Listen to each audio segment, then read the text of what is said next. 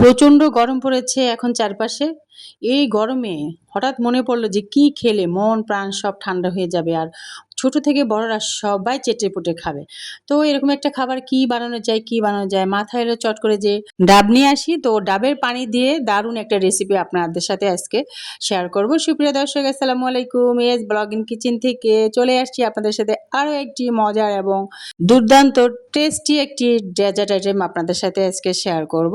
তো শুরুতেই দেখতে পেয়েছেন আমি একটা ডাব নিয়েছি। সেই ডাবটাকে মুখটা কিন্তু ফুটো করে জগের মধ্যে আমি পানিটা ঝরিয়ে নিলাম আর কি। তো সেই জগের পানিটা কিন্তু এখন আবার ছেঁকেও নিলাম। একটা হাঁড়ি নিয়েছি, পাত্র নিয়েছি। তো এখানে আপনাদের ইচ্ছে মতন যে হাঁড়ি কড়াই নিতে পারেন। এরপরে আমি এখানে দিয়ে দিলাম টেস্ট অনুযায়ী চিনি। তো এখানে আমি মোট যতটুকু পানি হয়েছে সেটাও আপনাদের সাথে অবশ্যই শেয়ার করব।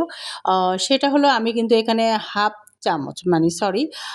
কাপ মেজারমেন্ট কাপ দিয়ে আমি মেপেছি আর 10টা হয়েছে আর কি। যদি আমি 1 কাপ দিয়ে মাপতাম তাহলে আমার এখানে 5 কাপ হতো, ঠিক আছে। তো টোটাল মেজারমেন্ট এখানে হলো যে 5 কাপ, ঠিক আছে। মেজারমেন্ট কাপ দিয়ে 5 কাপ ডাবের পানি আমার হয়েছে। আর 5 কাপ পানির জন্য আমি এখানে আমার টেস্ট অনুযায়ী নিয়েছি। তো এখানে আমি টোটাল মেজারমেন্টটা কিন্তু আপনাদের সাথে অবশ্যই শেয়ার করব, যাতে যারা নতুন আছেন দেখে চট করে বানিয়ে ফেলতে পারেন।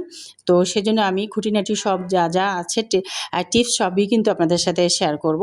5 কাপ ডাবের পানির জন্য আমি এখানে চিনি ব্যবহার করেছি 3 চা চামচ, ঠিক আছে। এটা হচ্ছে একেবারে ব্যালেন্সটা ঠিক থাকবে এরকম একটা পরিমাণ আমি দিয়েছি। তো আপনারা যদি বেশি চিনি পছন্দ করেন, মানে মিষ্টিটা যদি বেশি দিতে চান ডেজার্ট এই আইটেমটার মধ্যে, অবশ্যই আপনারা আপনাদের টেস্ট অনুযায়ী দিতেই পারেন। তো আমি মনে করি যে এই ডাবের পানি দিয়ে যেই ডেজার্ট আইটেমটা আমি রেডি করব, বানাবো, তার জন্য এখানে 5 কাপের জন্য 3 চা চামচ চিনি একদম এনাফ। এরপরে আমি যেটা করব, তো আমি ওখানে কিন্তু দিয়ে দিয়েছি আগার আগার। তো আগার আগার পাউডারটা হচ্ছে সবচেয়ে ইম্পর্ট্যান্ট একটা উপকরণ এই ডেজার্ট আইটেমের জন্য। তো এখানে আমি 5 কাপ পানির জন্য আমি ব্যবহার করেছি একটু উঁচু, খুব বেশি উঁচু না, মোটামুটি একটু উঁচু করে 2 চা চামচ দিয়েছি আগার আগার পাউডার দিয়ে।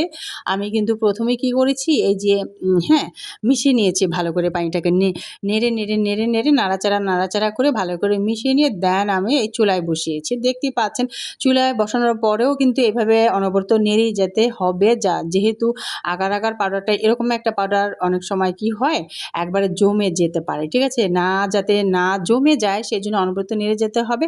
আর যখনই দেখবেন ফুটে আসবে, তো ফুটে আসা পর্যন্ত কিন্তু ওয়েট করতে হবে, হ্যাঁ।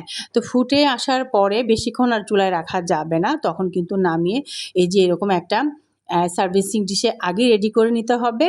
সেখানে আমি যেটা করেছি আপনাদের সাথে শেয়ার এখনই করছি। তো প্রথমে আমি এই পাত্রের মধ্যে কিছু ডাবের শাঁস আগে থেকে দিয়ে দিয়েছিলাম, ঠিক আছে। এরপরে আমি পানি দিয়ে আমি আবারও কিছু শাঁস দিব, যেটা আমি আপনাদের সাথে কিছুক্ষণ আগেই শেয়ার করেছি। আর কথা বলতে বলতে আমি বেশি দূর এগিয়ে এসেছিলাম, আপনারা নিশ্চয়ই খেয়াল করেছেন যে আমি শাঁস বের করেছি আপনাদের সামনে, সেটা শেয়ার করেছি। তো শাঁসটাকে আমি একটু লম্বাটে করে কেটে এই যে এখন আবার উপরে কিছু অংশ শাঁস আবার দিয়ে দিলাম। তো আপনারা চাইলে আমার মতন প্রথমে কিছু শাঁস দিয়ে নিতে পারেন, এরপরে পানি দেওয়ার পরে আবার উপরে কিছু শাঁস দিয়ে নিতে পারেন, আমি যেটা করেছি, ঠিক আছে। তো আমি কিন্তু ওই যে শাঁসটা বের করেছি আগেই, হ্যাঁ, তারপরে আমি পানিটা চুলায় বসিয়েছিলাম। তো আপনাদের সাথে চুলায় পানিটা বসানোর পরে আমি কথা বলতে বলতে তো শাঁস কী করে বের করলাম সেটাও শেয়ার করে নিলাম আর কি। তো যাই হোক, আমি কি করেছি, পানিটা দিয়ে শাঁস দিয়ে বেশ কিছুক্ষণ কিন্তু আমি ঠান্ডা হওয়ার জন্য বাইরে রেখে দিয়েছিলাম, প্রায় 30 মিনিটের মতো। তো 30 মিনিট আরও 10 মিনিট রেখেছিলাম, টোটাল মিলে 40 মিনিট বাইরে রাখার পর বেশ কিন্তু জমে গিয়েছে। জমে যাওয়ার পরে আমি যেটা করেছি, ফ্রিজে রাখলাম। ফ্রিজে রাখলাম হচ্ছে প্রায় 1 থেকে 1.5 ঘন্টা। তো 1 থেকে 1.5 ঘন্টা রাখলে যেটা হবে, মোটামুটি সেট হয়ে যায় ডেজার্ট আইটেমটা, ভালো করে বসে যায়, ঠান্ডা হয়, খেতেও কিন্তু দুর্দান্ত টেস্টি লাগে, স্বাদের লাগে। যেহেতু এই প্রচণ্ড গরমে এরকম ডাবের একটা পুডিং খেলে মন প্রাণ আসলেই ঠান্ডা হয়ে যায়। আর একবার খেলে আপনার মনে হবে যে আমি বারবার বানাবো আর বারবার খাবো, এতটা টেস্টি হয় কিন্তু, ঠিক আছে।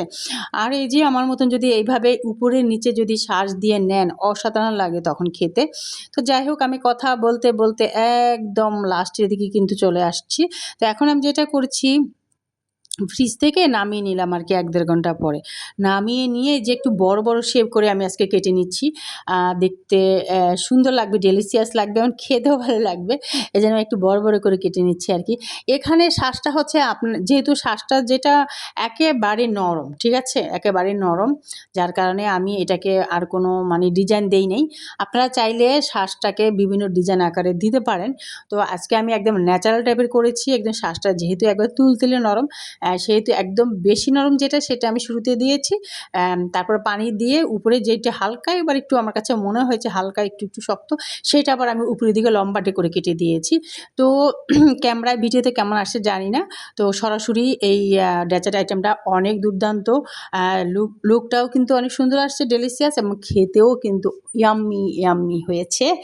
তো আশা করছি আপনাদের কাছে আজকে রেসিপিটা খুবই ভালো লেগেছে। ভালো লাগলে অবশ্যই লাইক দিয়ে আমার ভিডিওটা কন্টিনিউ করবেন। সেই সাথে আপনি যদি আমার চ্যানেলে নতুন হয়ে থাকেন তাহলে আমার চ্যানেলকে সাবস্ক্রাইব করে পাশে থাকা বেল বাটনটি অন করে আমার চ্যানেলের সাথেই থেকে যেতে পারেন এরকম নিত্য নতুন মজার মজার রেসিপিগুলোর নোটিফিকেশন সবার আগে আপনি পাওয়ার জন্য। ঠিক আছে? তখন আপনার কাছে নোটিফিকেশন চলে যাবে, চাইলে কিন্তু আপনি দেখে নিতে পারবেন। সুপ্রিয় দর্শক, কেমন লাগলো আজকের রেসিপি অবশ্যই কমেন্ট করে জানাতে ভুলবেন না। আর যারা আমার পুরাতন শুভাকাঙ্ক্ষী আছেন তারা তো সবসময় আমার সাথেই থাকেন, তারা তো জানেন যে আমি সবসময় চেষ্টা করি খুঁটিনাটি টিপসগুলো আপনাদের সাথে শেয়ার করার জন্য। তো যাতে আপনাদের কিছুটা হলেও উপকারে আসে, কাজে দেয় এই আর কি।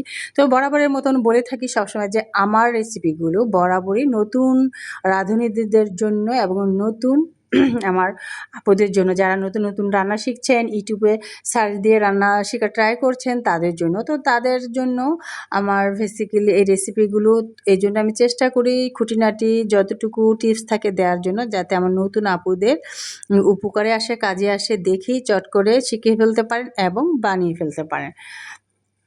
সুপ্রিয় দর্শক, আমি একটু কেটে খেয়ে দেখাচ্ছি আপনাদের সাথে। এই যে দেখেন থিকনেসটা কত সুন্দর আসছে না, দেখতেও ভালো লাগছে আর সুন্দর করে জমেছে। আর সবচেয়ে বড় যে জিনিসটা সেটা হয়েছে খেতে দারুণ ইয়াম্মি হয়েছে, দারুণ টেস্টি হয়েছে। আর এর গরমে প্রচুর, আজকে কিন্তু প্রচুর গরম, ঠিক আছে? আজকে কিন্তু প্রচুর গরম, প্লাস গতকালও ভীষণ গরম ছিল। তো এরকম গরমে এরকম একটি ডেজার্ট আইটেম থাকলে আর কি লাগে বলেন? পরবর্তী রেসিপিতে ইনশাআল্লাহ কথা হবে। ভালো থাকবেন সবাই। আল্লাহ হাফেজ।